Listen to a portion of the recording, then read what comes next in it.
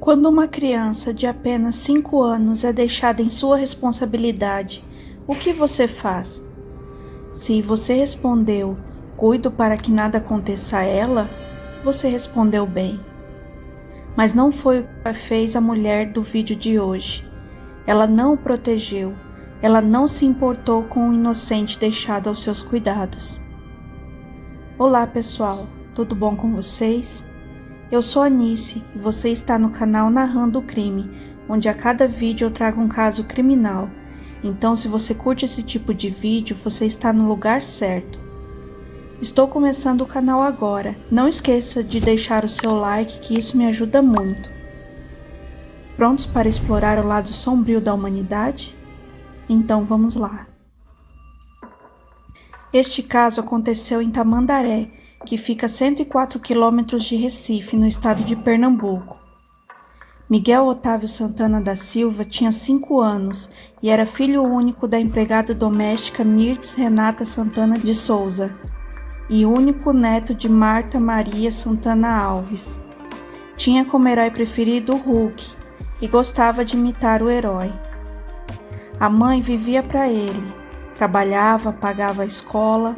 A avó Marta pagava o plano de saúde, faziam todas as vontades dele, tudo para vê-lo feliz. Era dele a casa era de Miguel, disse a avó emocionada em uma entrevista. O pai, Paulo da Silva, era separado há 3 anos da mãe, mas pegava o filho a cada 15 dias, levava para o sítio, andava de cavalo e brincava com ele. Nos últimos 2 meses de vida, a mãe relatou que ele estava muito feliz, pois foi passar as férias na casa da patroa com a mãe e a avó. A mãe disse que ele estava radiante, que brincava com os filhos da patroa, nadava na piscina e, nas folgas da mãe, ela o levava à praia. O patrão de Mirtes era Sérgio Hacker, na época prefeito da cidade de Tamandaré, pelo partido PSB. Ele morava com sua esposa Sari Mariana Costa Gaspar Corte Real, seus filhos e uma cachorra chamada Mel. Mirtes e Marta trabalhavam em seu apartamento como empregadas domésticas. As duas alternavam-se entre a casa da família no litoral sul de Pernambuco e o apartamento no Recife, no condomínio de luxo chamado Pier Maurício de Nassau, conhecido também como as Torres Gêmeas de Recife. Edifícios alvos de polêmicas desde a sua construção. Quando, em 2005, o Ministério Público Federal tentou barrar a construção, alegando que os edifícios poderiam afetar negativamente a visibilidade e bens históricos do entorno, devido à sua altura de 134 metros. 6 anos depois, o Superior Tribunal de Justiça julgou a causa favorável à construtora dos imóveis, gerando ondas de protestos na cidade. O ano era 2020. O mundo inteiro enfrentava um problema de saúde. Não falarei o nome aqui da doença para o YouTube não cortar o alcance do vídeo, mas era aquela doença que nos deixou presos em casa usando máscaras por 2 anos. A primeira providência foi a de ficar todos em casa e só sair algumas profissões e fazer o uso de máscara. A palavra lockdown era comum e no mês de junho, mês que aconteceu o caso de hoje, o Brasil registrava 1.262 mortes. Mas nós sabemos que muitos estabelecimentos que eram para estar fechados não foram fechados realmente e profissões que eram para estar em casa simplesmente não podiam ficar em casa, pois ou você trabalha ou você não ganha dinheiro para sobreviver. Então era uma decisão muito difícil. Como você vai ficar em casa sem ganhar dinheiro para poder sustentar você e sua família? Muitos chefes de família ficaram nessa dúvida cruel, e essa foi a decisão que Mirtes teve que tomar, de continuar trabalhando na casa de Sari, mesmo contra as medidas sanitárias recomendadas. Ou era isso, ou era rua, e ela não podia ficar desempregada, não com um filho pequeno dependente dela. Era 2 de junho de 2020. As escolas e hotelzinhos para crianças estavam fechados por medida sanitária e Mirtes não tinha com quem deixar Miguel. Resolveu então levá-lo para o trabalho, algo já combinado com a sua patroa Sari, quando ela não tinha com quem deixar ele. Mirtz levantou às 5 da manhã e acordou Miguel, que dormia tranquilamente.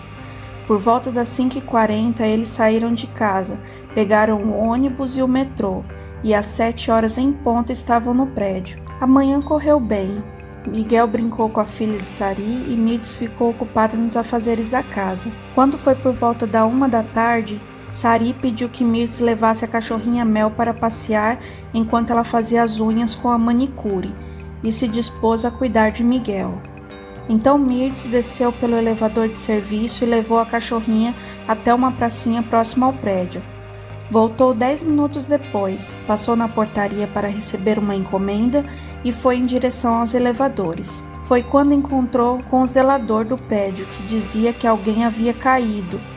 Ela acompanhou ele e, para sua surpresa e tristeza, era seu filho, o pequeno Miguel, que estava ali estirado ao solo.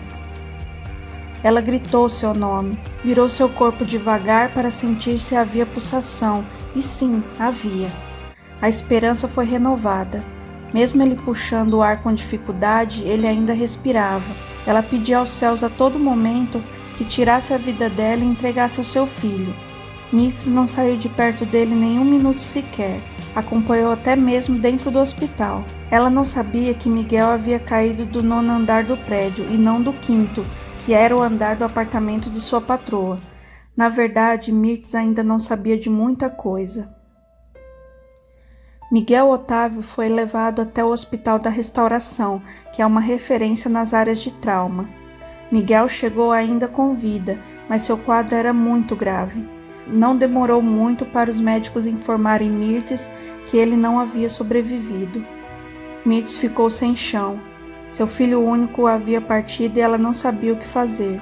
A história contada por Sari era que Miguel saiu correndo do apartamento e entrou no elevador, e não deu tempo dela impedir antes das portas se fecharem, e que não sabia como ele havia caído do prédio. Logo os peritos fizeram o trajeto de Miguel e, junto com os investigadores do caso, descobriram muito mais. Eles puxaram as filmagens da câmera do elevador e viram uma história diferente do que Sari havia relatado. Nas filmagens dá para ver claramente quando Miguel entrou correndo no elevador social e logo Sari aparece e coloca o braço impedindo que as portas se fechem. Ela conversa com o menino e convence ele a sair, mas ele queria a mãe, então entra novamente no elevador, só que desta vez no de serviço. Mais uma vez Sari conversa com o menino e o convence a sair do elevador, mas ele, ainda desejando a sua mãe, entra novamente no elevador social e repete mais uma vez voltando para o elevador de serviço. É quando Sari, claramente nas imagens, aperta o botão da cobertura e sai, sem impedir dessa vez que as portas se fechem. Miguel ficou sozinho no elevador. As filmagens mostram quando o elevador para no 7º andar. Miguel apenas observa, mas permanece no elevador. O elevador então fecha as portas e para novamente no 9º andar. Miguel então desce e a câmera mostra ele entrando numa porta ao lado. É onde fica o hall onde tem os condensadores do ar-condicionado. Miguel, ainda na procura da mãe, entra no espaço destinado ao ar-condicionado, escala as grades do parapeito que não aguenta e se quebra, fazendo o menino despencar do 9º andar. No dia seguinte, 3 de junho de 2020, a polícia autuou Sari em flagrante por homicídio culposo, ou seja, quando não há intenção de matar. Ela então pagou fiança de R$20 mil e pôde responder o processo em liberdade. Segundo Mirtz, os ex-patrões chegaram a ir ao velório de Miguel, onde a abraçaram. No entanto, ela ainda não havia visto as imagens de dentro do elevador. Depois de ver os vídeos, veio a revolta de Mirtz com a atitude de Sari. Segundo a ex-doméstica, ela ligou para Sari perguntando o motivo de a patroa ter apertado o botão do elevador e ter deixado o garoto sozinho. Aquilo me bateu, sei lá, uma raiva, uma angústia. Eu liguei para ela, disse Mirtz. De acordo com a mãe de Miguel, Sari contou que não apertou o botão do elevador e que provaria isso. Em carta divulgada pelo advogado da família de Sari, a ex-patroa de Mirtz pede perdão a ela. Como mãe, sou absolutamente solidária ao seu sofrimento. Miguel é e sempre será um anjo na sua vida e na sua família, diz na carta. Um mês depois do fato, foi concluído o inquérito. Sari Corte Real foi indiciada pelo crime de abandono de incapaz com resultado morte. Ela responderá por ter permitido que o menino ficasse sozinho no elevador, o que levou à sua morte. Ela poderia pegar uma condenação de 4 a 12 anos de reclusão. O inquérito concluiu que ela foi omissa em relação a um menor que estava sob seus cuidados e que ainda comandou o elevador para ir até a cobertura do prédio, deixando que a porta se fechasse com a criança sozinha. Sari escolheu desproteger, abandona o Miguel sozinho no elevador e sem ninguém à sua espera. Um dos advogados declarou que Sari teria afirmado ao delegado do caso que havia simulado apertar o botão do elevador. Marta, mãe de Mirtes, disse: "Eu dei 6 anos da minha vida pelos filhos dela. Ela não conseguiu dar 10 minutos para meu neto." Mirtes e sua mãe Marta, desde o 2º mês que o seu patrão assumiu o cargo de prefeito, foram registradas como se trabalhassem na prefeitura, recebendo seus salários como se fossem funcionários do município. Entre 2017 e 2020, Sérgio Hacker pagava com dinheiro dos contribuintes 3 empregadas particulares. A ação sobre o desvio de verba pública municipal tramita na Justiça Federal, porque o dinheiro inclui recursos do Fundo de Manutenção e Desenvolvimento da Educação Básica, o Fundeb. Sérgio Hacker pediu por várias vezes a rejeição da denúncia e o trancamento da ação, e todas as vezes foram negadas. Ainda em outubro de 2020, a Universidade Federal Rural de Pernambuco inaugurou o Instituto Menino Miguel, onde vários núcleos foram unidos para o desenvolvimento de pesquisas, projetos e políticas voltadas ao bem-estar e à qualidade de vida de crianças, jovens, famílias e pessoas idosas. Todo o processo contou com a participação da mãe de Miguel, Mirtes Renata de Souza. Com base nas informações sobre o caso, o Ministério Público do Trabalho iniciou uma investigação profunda. Conversaram com pessoas que trabalhavam no condomínio e descobriram várias irregularidades na situação das 3 empregadas domésticas que trabalhavam na casa. Além de forçá-las a trabalhar durante a pandemia, mesmo com pessoas doentes no apartamento, os empregadores pagavam salários usando verbas da Prefeitura de Tamandaré, não contribuíam para a Previdência, não pagavam 13º salário, nem as horas extras, e não concediam férias. Com base nessas descobertas, o Ministério Público do Trabalho entrou com uma ação judicial argumentando que as empregadas estavam sendo privadas de seus direitos trabalhistas básicos por anos e estavam sendo mantidas trabalhando, o que ia contra as regras da saúde pública da época, colocando em risco a saúde delas e de suas famílias. Nos autos do processo, o juiz do trabalho João Carlos de Andrade Silva reconheceu que, ao permitir a presença de Miguel no local de trabalho da mãe, os patrões assumiram o risco de eventuais danos contra a criança, e também a imposição de trabalho durante o período da quarentena da C-19 e a negligência com as normas de segurança laboral, resultando na fatalidade envolvendo o menino, foram consideradas graves violações humanitárias no campo trabalhista. O Tribunal Regional do Trabalho da 6ª Região condenou o ex-prefeito de Tamandaré, Sérgio Hacker Corte Real, e a esposa dele, Sari Mariana Costa Gaspar Corte Real, a indenizar em R$ 2.010.000 a família do menino Miguel. O casal recorreu da sentença. Em maio de 2022, Sari Corte Real foi condenada a 8 anos e 6 meses de prisão por abandono de incapaz com resultado morte. No entanto, ela ainda pode recorrer contra a decisão e seguirá em liberdade até o caso transitar em julgado, ou seja, quando não há mais possibilidade de recurso. Em 28 de julho de 2023, o casal foi condenado pelo Tribunal Superior do Trabalho a pagar R$ 386 mil por dano moral coletivo à família. Os ministros do Tribunal Superior do Trabalho acataram o que disse o Ministério Público do Trabalho sobre a existência de racismo estrutural, sexismo e classicismo na contratação de Mirtes e Marta.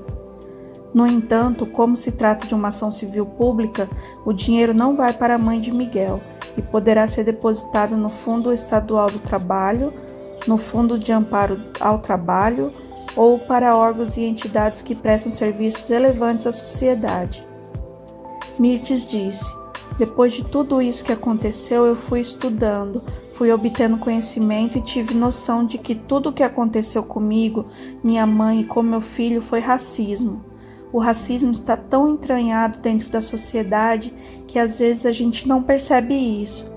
Nós, mulheres negras, somos a maioria no trabalho doméstico e a empregada doméstica passa por situações muito difíceis.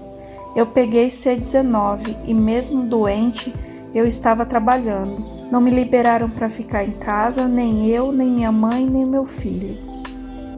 A morte de Miguel despertou uma grande comoção na sociedade brasileira, levando questões sobre o tratamento e o valor das vidas das crianças, bem como a desigualdade social e a exploração do trabalho doméstico. O caso trouxe à tona a discussão sobre a responsabilidade dos empregadores em garantir a segurança e os cuidados adequados aos filhos de seus funcionários.